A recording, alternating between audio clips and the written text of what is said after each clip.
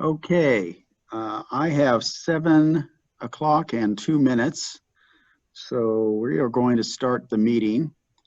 And I am going to, this is Mike Drain with the Central Nebraska Public Power and Irrigation District. And I'm going to start off by acknowledging that we had a breakdown here at Central. The expectation had been that emails were going to go out to the lake associations in advance, informing them of the of this year's stakeholder annual meeting, and that did not happen.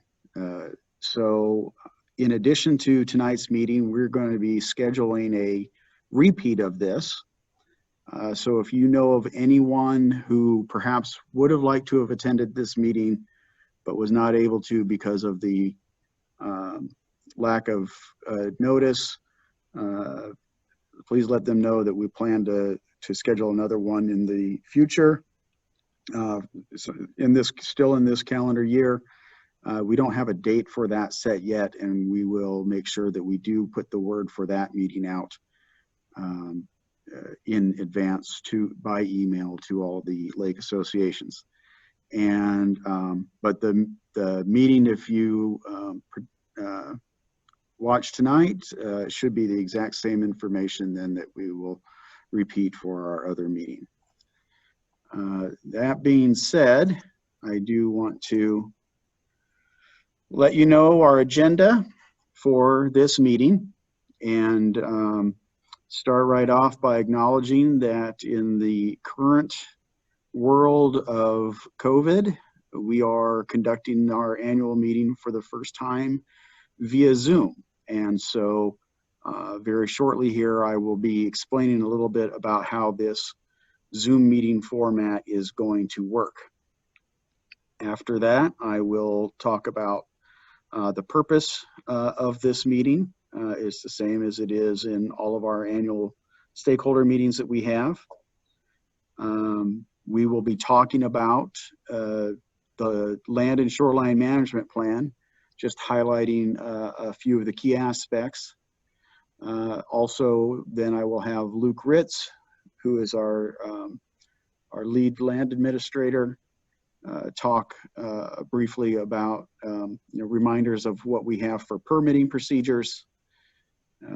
We'll then proceed into talking about how stakeholders can access both the Land Shoreline Management Plan and the permitting procedures to see them for themselves, and finally talk about the methods that we have for folks to submit suggestions or comments on the Land and Shoreline Management Plan and our permitting procedures. In terms of our meeting format, we are going to be using Zoom for me to share this presentation. The presentation we normally would provide in person. The participants, you may have noticed that you are all muted right now, and we're going to keep you muted during the presentation. But at the end of the presentation, we will have an opportunity then to take questions. And at that time, I will be taking you through the instructions of how we will identify folks that have questions and how those questions can be asked.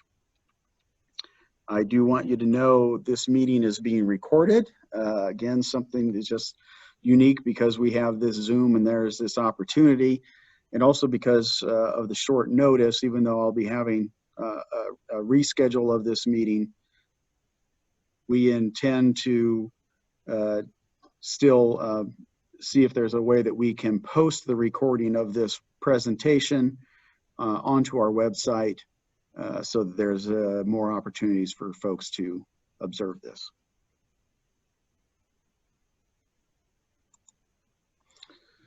So the purpose, if you've attended some of our annual meetings in the past, well, I just said the first bullet.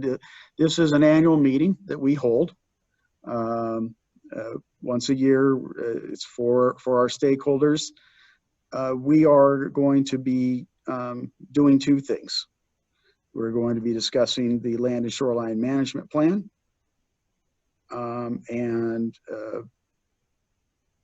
We will provide, okay, I apologize. There should be another bullet in here. The primary meeting purpose is to discuss the Land and Shoreline Management Plan, so we can inform you of what it does, and that we can also then have a way for stakeholders to provide input to us on if they think that there's any changes needed or suggested in the Land and Shoreline Management Plan. Not listed in this slide, by my mistake, I apologize, is that we will do the same thing with regard to our permitting procedures. So that if there is some change in the permitting procedures that you think would make sense, that you understand how you can provide that input to Central as well. So with regard to the Land and Shoreline Management Plan, if you're not familiar with it, this is required by Central's FERC license. That's our license issued by the federal government, the U.S. Federal Energy Regulatory Commission. They give us the license to operate our hydropower facilities, which includes Lake McConaughey and all of our supply canal lakes. And the purpose of this Land and Shoreline Management Plan is what the title of it suggests. It is describing the things that we will do to manage those lands and shorelines that are a part of the FERC project.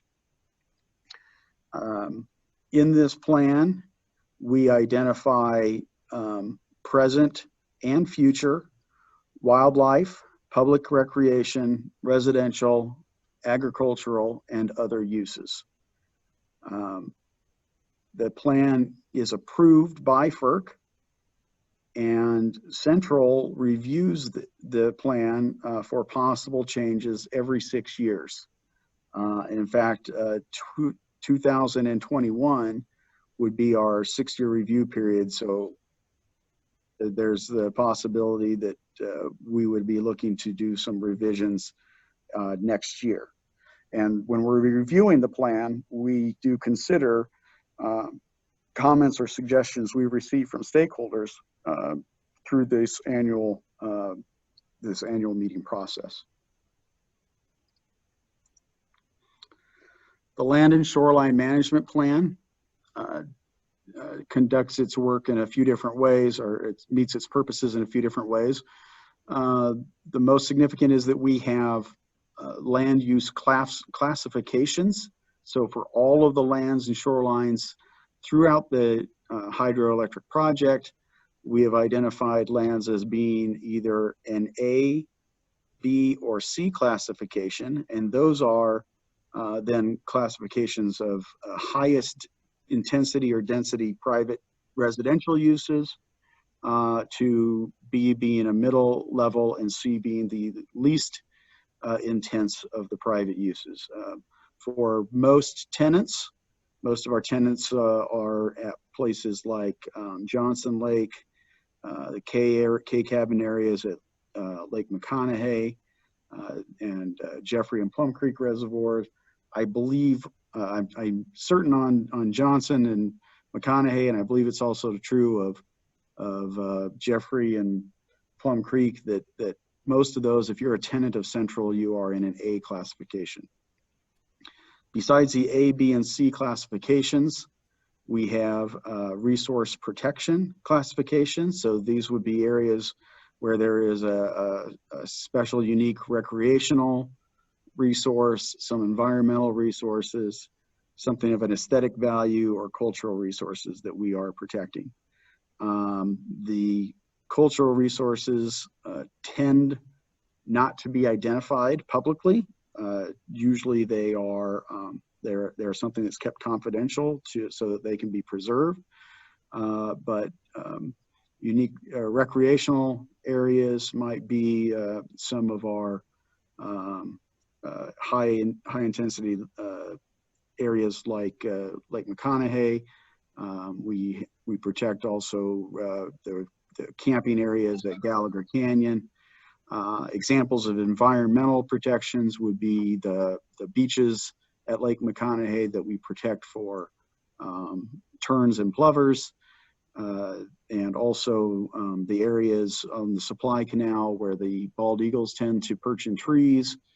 Aesthetic resources are some of the less developed shorelines on some of our smaller lakes where we're trying to maintain a more natural looking or undeveloped aesthetic for the public to enjoy. And then the last type of classification that we have is project works. And so that's our dams, it's our canals, those would be places where we have gate structures and those types of things. The Land and Shoreline Management Plan identifies the locations of these classifications by using maps.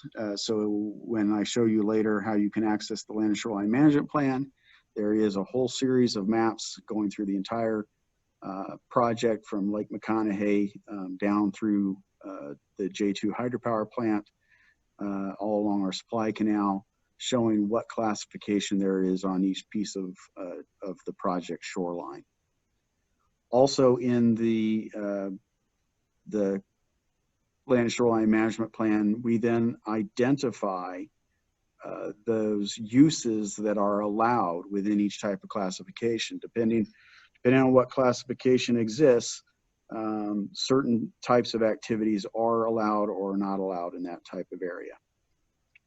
And then finally, the other thing the Land and Shoreline Management Plan does in terms of giving us tools for managing the lands and shorelines is it specifies the implementation of permitting procedures.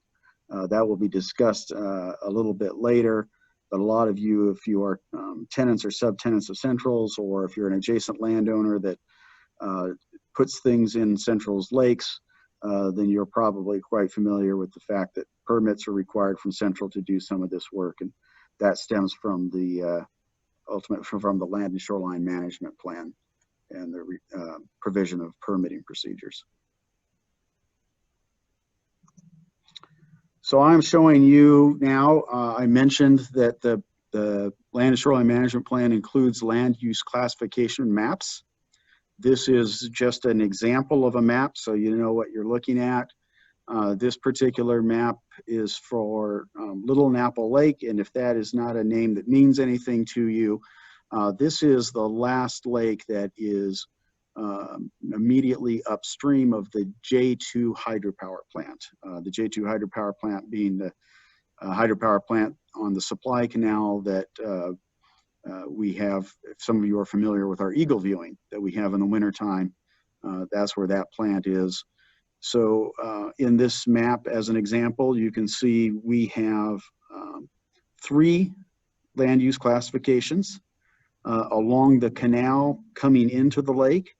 The canal itself is considered project works. And then also at the far right, that is the canal leaving the lake and going to the hydropower plant. That is also project works. On the main body of Little Napple Lake is a C classification. So that would be allowed for low intensity residential type uses. There is just a handful of cabins that are actually, they're private. They're not district lease cabins. They set back from the shoreline, but their use might include some docks and things like that that are a part of that residential use.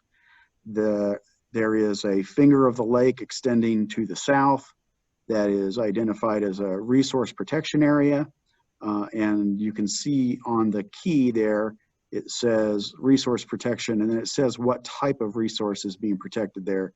Specifically, in this case, it's shoreline integrity, which basically means we're trying to keep it in a condition where you don't really see private accesses to the lake made in this location. Again, I'm not going to take us through all of the land use classifications. I'll explain later how you can access the report to see those. That's an example of how the land use classification maps are set up. I also mentioned that the Land and Shoreline Management Plan talks about what are the various allowable uses by classification.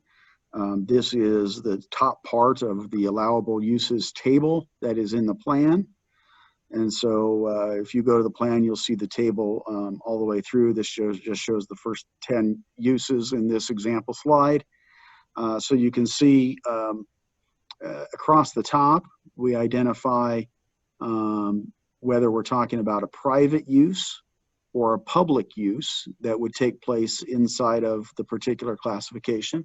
A private use would be like someone's house, someone's private dock, their own activities in terms of lawn maintenance and things like that that are on a leased lot, or if they're a neighboring landowner that has like a dock or something on us, that would be a private use. A public use is such as the Game and Parks areas, also public boat ramps. If you're familiar with things like trails, also there are some utilities or county roads and things like that. Those are all also considered public uses. And so then as you go down the left side of the table, you can see that there is a listing of the types of uses. And so as you would go across the parks and campgrounds is a bit of an odd one. We just simply don't expect there to be a private park or a private campground. So you don't see those showing up in any of the types of classifications. But we would expect to see that you can have, yes, you can have parks and campgrounds otherwise in an A, B, or C classification.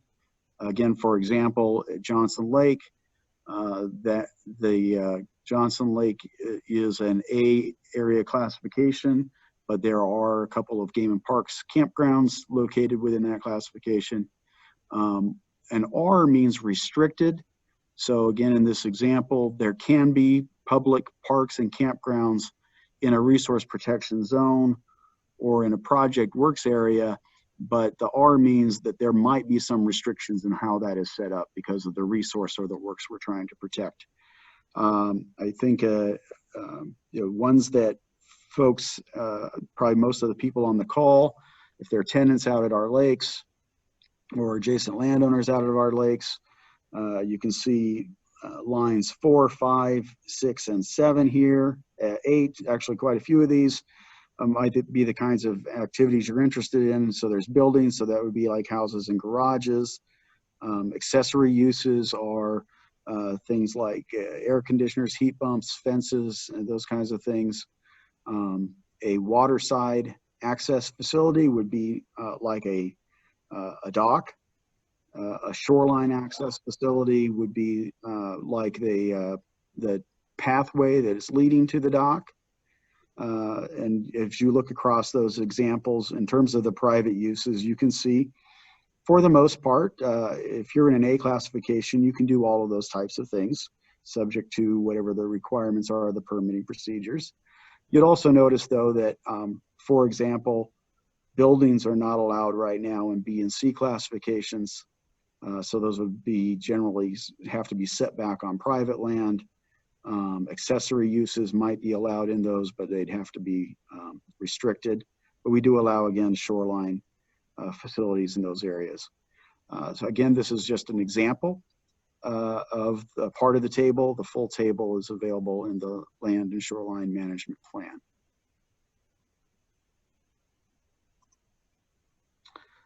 I am going to temporarily turn the discussion over to Luke Ritz. I think I heard Luke unmuting. And I'm going to let Luke talk through now a little bit of the process we have in terms of getting permits for doing work on the project. Go ahead, Luke. Yeah, good evening, everybody. Thanks for taking the time to join us. Mike's earlier part of the presentation kind of touched on the why we have permitting procedures and a lot of the rules and attempt to kind of try to find a balance of how people use our project and uses that we permit throughout our project, and try to find a consistent way to do that. So what I'll do is drill down a little bit into that permitting process for some of those private uses that Mike had shown on the slide. It does look like we got a lot of our lake customers on, so that's great. The typical permitting process, step one, begins with a customer contacting the district about a proposed project, and during that step, staff will work with the customer to determine if the proposed project requires a permit from the district, or if it's an activity or a use that doesn't require a permit, something such as minor maintenance or an activity at certain lakes. Installing a sprinkler system might be something that doesn't take a permit notice of approval from the district. If it is a project that does require a permit, that's when staff will send out the application. That'll usually include things like a checklist that is the responsibility of the applicant to fill out. I always recommend that during that time, reach out to us if you have any questions on how to fill out those forms. If any of those checklist items don't quite make sense, they can vary greatly depending on where you're located. Different counties require different things. Different lake associations require different approvals. Different utilities that are specific to the area require different things in order to sign off, and all of that has to be then submitted back to the district for review prior to the district issuing a permit. Once we receive that application back, staff conducts a thorough review of the application and the proposed project in order to determine the permissibility of the project and the completeness of the application. This step includes such things as determining if the project meets conditions imposed by lease obligations or FERC license requirements, and also all of those parameters within our permitting procedures. During this step, it's very common for staff to reach out to the applicant to obtain additional information, make sure that what we're looking at permitting is correct. That takes us into step 4. There's the district issuing a permit notice of approval. Once you get the permit, definitely recommend a thorough review of all of the conditions. For those of you that have seen some of our permits, I'm sure you can attest as to the length of some of them and the conditions that they include to make sure we're doing everything correctly. This is the step that can also include things like a pre-construction meeting with the applicant and or the contractor performing the work. You'll see staff out during this step verifying setback requirements to ensure that everything is built in the correct spot, and things like that. We'll check elevation restrictions that may be relevant to the project as well during this step. That takes us into step 5, inspections and project completion. I call this the expect an inspection phase of the project. It's definitely not uncommon, depending on the complexity of the project, for staff to conduct sometimes upwards as 5 inspections during the construction process in order to help ensure compliance. We really do this. Sometimes it can seem like we're out there just checking up on people, but we really do this to avoid after the fact issues, those after the fact fees, and in those severe cases that we've had a few of this year, construction projects that were required to be removed because they were outside the scope of the issued permit, and in some cases lease violations. This is where also, when a project is complete, we ask the applicant to contact the district, and we come out and do a final inspection and close out the project. This is important to note that once we close out a project, if the applicant would like to do any additional work, they need to contact the district prior to that additional work taking place. And then Mike, if you could go on to the next slide, please. wanted to briefly talk about some of the common issues that we ran into in 2020. I really like to think of these as lessons learned throughout the year by both staff and applicants as an opportunity to, to avoid these issues in the future, improve communications, and improve our permitting process to help avoid some of these. So in 2020, we ran into a lot of vegetation modification issues. Commonly, these were tree removal items, either done during the migratory bird season or vegetation removal in adjacent common areas outside of the leased lot boundaries that have to work through a little bit different of a permitting process. Had a lot of construction exceeding what was permitted. And those types of things can be resolved thoroughly reviewing the permit. And as always, feel free to call staff anytime you have a question or if you need to amend your permit notice of approval that has been issued. We're always around. Construction without a permit notice of approval. And this is, again, something we're working on, working with Dustin, Indiana this winter to try to develop some ways to communicate better, especially with new lessees that are new to the lakes. We notice a lot of construction projects after the fact issues with new lessees. So we're working on some ways to hopefully better communicate to when a new lease is entered into. Major repair of grandfathered structures. This is a big one that there's a lot of things out there at all of our lakes that according to the rules that we have now and leases that are in place, things and projects that we can't permit today that were built in the past. Those ones that are grandfathered are only eligible to be maintained as is. So major repairs are something that we try to work closely with. So if you have any type of repair projects or maintenance projects, please reach out to us, give us a call, and we can help you through that process and make sure everything is done the correct way. Construction outside the boundaries of a lot. This is typical. We run into this in common areas where adjacent lessees are improving or wanting to improve land that is outside of the lease lot in the common areas. That's something that we've developed some opportunities that we're working on specific out at Johnson Lake with some area associations right now. And the construction within setbacks we run into frequently. This year was unique in terms of we had a lot of projects that were constructed and then resulted in some after the fact drainage issues with adjacent lots, and then elevation restrictions, our permitting procedures, as well as some of our lease agreements that we have out there impose elevation construction limits. Lowest adjacent grade and lowest building opening are pretty common ones that we work with lessees to ensure they meet those requirements.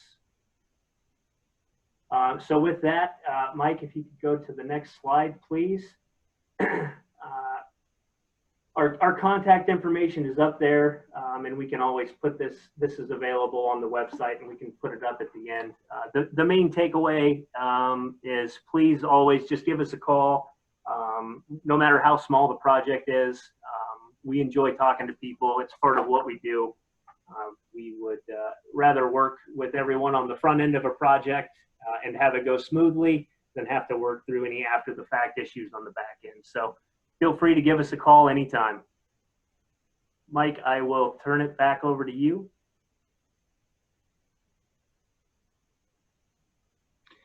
Thank you, Luke. So we've talked about briefly the major components of the Land and Shoreline Management Plan, and Luke talked about the process for getting permits to do work in the district lands and lakes. But since the primary purpose of this meeting each year is to provide an opening, an opportunity for stakeholders to provide us with suggestions on how the land and shoreline management plan or the permitting procedures might be changed or improved. Then it would be good for you to be able to actually go and see them. You're not going to be able to do that much from the slides that we've had. And also, we don't expect someone coming into this meeting to necessarily know and provide us today with their suggestions on land and shoreline management plan or permitting procedure changes, but rather we're going to give an opportunity for you to do so after the meeting is over. But in order for you to see either of these documents, you can do it by going to our website and then clicking on the permit info tab that's at the top. And I am going to right now shift over and hopefully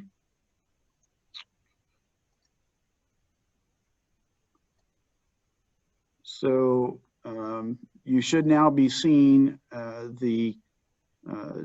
this would be the district's website up here at the top. Can you see the cursor? It's CNPPID.com. This is what our website looks like. There are drop-down menus across the top here. And so if you go to permit info, this drop-down menu, and then if you were to click this first line here, permitting procedures, that's going to take you to the actual permitting procedures that are in effect for the district at this time. The very next link below that in the drop-down menu for permit info is where you would see the current land and shoreline management plan. So, and if you didn't get that, you can always contact us back again, but pretty straightforward right there at the top of our homepage.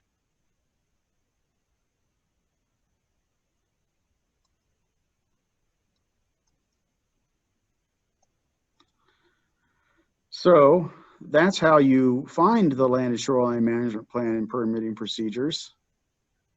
This is how you then provide us with comments or suggestions if there's something that you think would be a good change to either of those documents. We start at the same place as before, at Central's homepage, but rather than one of the drop-down menus that we have at the top, you will scroll down to a quick link that is further down that homepage that's labeled LSMP comment form. And even though it says LSMP, you can also use that same link to comment on our permitting procedures, since the permitting procedures themselves stem from the land and shoreline management plan. And I will again go back to that web page.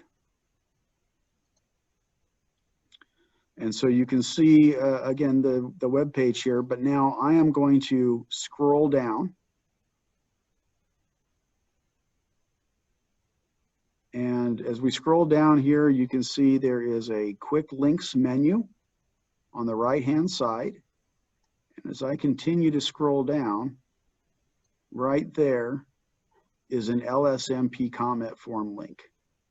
So if you go there and click on that link, there will then be a form that you can use to fill out that Central will receive, and we'll know that these are comments or suggestions for changes to the land and shoreline management plan or the permitting procedures.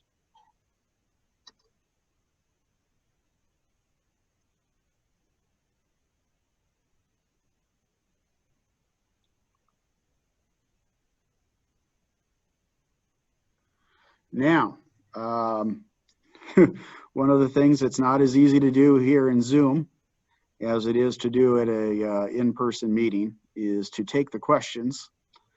But what we are intending to do is ask, if you're unfamiliar with Zoom, we'll try to talk you through this.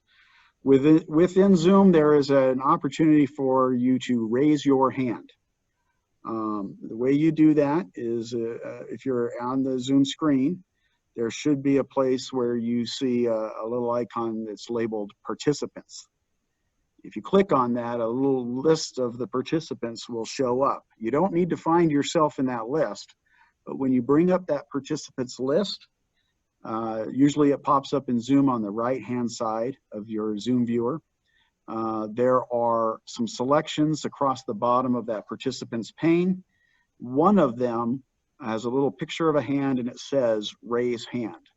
So if you would like to ask a question about the presentation that we've made, then we would ask you to raise your hand at this time. We will then be going through and unmuting each of you. We will state who it is that we are unmuting so that you will have an opportunity to ask your question. We'll try to address that question and then move on to someone else. I do not know how many we will have. Actually, I've got some folks here that are assisting me that will help with the unmuting of these. And what I would say though is let us please keep in mind the purpose of the presentation and the meeting that we have here is for us to convey to you a general understanding of the Land and Shoreline Management Plan and our permitting procedures process, and then to have shown you the way that you can provide comments. We're not going to be using the question period here to take your suggestions or comments on the LSMP or permitting procedures right now. We ask that you use the forum to do that. Also, we're not intending to use this meeting for other purposes you may have. If you have a permit you'd like to get or a question about something that is specific to you, Luke provided, and we will put back up on the screen at the end of this the names of our land administrators so that you know who you can try to contact. Now, that being said, I am going to open it for questions, and Emily and Jim, I'm going to need to look at you because if I close my screen sharing to look at the list, I can't do this. So if you can tell me the first name, or do you want me to turn over the microphone to you? No. I am being told there are no hands raised. I like to think that that is because we have done a tremendous job of communicating the information, but it is a little concerning that that we have none, which is fine. Oh, I'm being told we do. And before I take it, I will point this out. Some folks who use Zoom may be familiar. There is something called reactions on your page where you can like wave a hand. That is not the same thing as raising the hand. We actually need you to go to the participants list and raise the hand. If you're using reactions, that's something that would show up in chat, and chat is not enabled for this meeting. So, okay, so Heidi is going to be our first participant with a question. Heidi, you may unmute yourself if you know how. And if she does, okay. Yes, Heidi. You know what? If I raised my hand, I certainly didn't mean to. Nothing like that. Well, very good. Yeah, but thank you for at least proving to me that my speakers work. Yep. We will go ahead and remute you. Okay. Thank you, Heidi. And can you lower her hand? Well, if you see it again. All right. So you guys will scroll through and we'll see if we find anyone else.